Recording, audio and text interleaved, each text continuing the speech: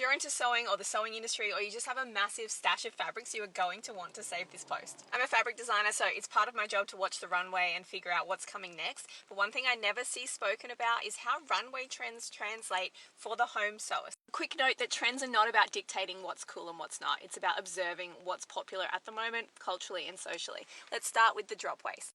What we're seeing a lot of is the continuation of the high-waisted skirt or dress, but with the drop crutch, I guess you would call it. This shape here is really being accentuated. I included this photo to show that shape. If you're not a fan of highlighting that area of your body, this is a beautiful and subtle way of doing it. Essentially, you can use existing patterns and just cut the bodice that little bit longer. I think this is really effective pairing together two different fabrics. If you just Google online drop waist patterns, you'll find ones like this. Hand in hand with this is the full skirt, and you can see here that that same area has been dropped. We're also seeing really interesting shapes. Like, I love that. It's almost sculptural, but again, we're seeing the really full skirt, so you're going to want to have a lot of fabric on hand for this. I've done the research for you and I've actually found that pattern here that's been duped by Barely Becky.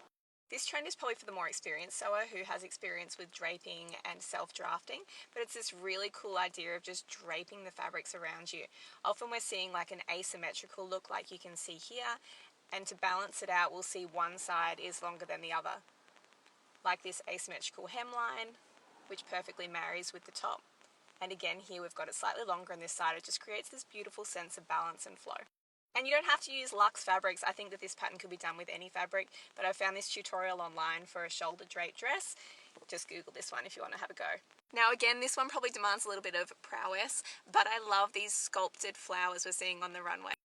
When I heard that roses were becoming a thing, I was like, no, because they're just so gaudy, but I could really get on board with these really cute rosettes. If this kind of fabric sculpting looks way beyond your abilities, do not fear, the flat bows are for everyone. Now these aren't about creating gaudy, big, kitschy bows, which I do also love, but it's more about accentuating the ties which are already functional on the dress. Essentially, if you've got a tie of any kind, just make it bigger and flowier and beautiful. Look again, we've got that asymmetry coming in. This is almost floral, and here they've added the floral to the bow. It's got all of the things.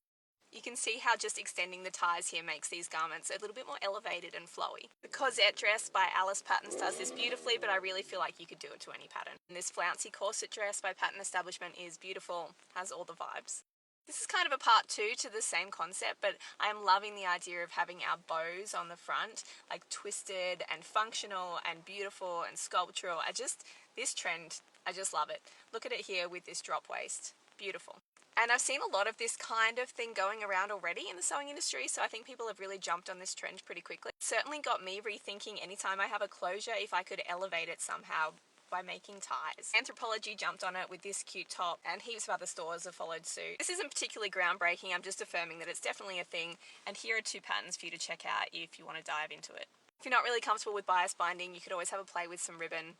I love it closing at the front like this. I just think that that's really sweet. This pattern by June Pattern Studio is really cute. I feel like you could turn this into a dress too.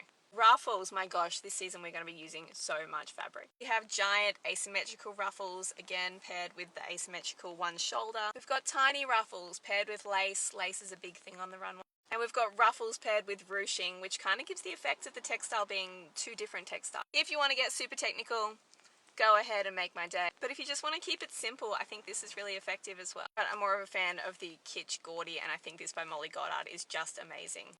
And this dress, maybe you want to talk about this kind of shape, which is trending, but we have run out of time. I mean, when I see images like this one, you can see all of the trends coming together here, plus a bunch I haven't even spoken about. I hope this has given you some great ideas for your next sewing project. Let me know, and let me know if you want a part two.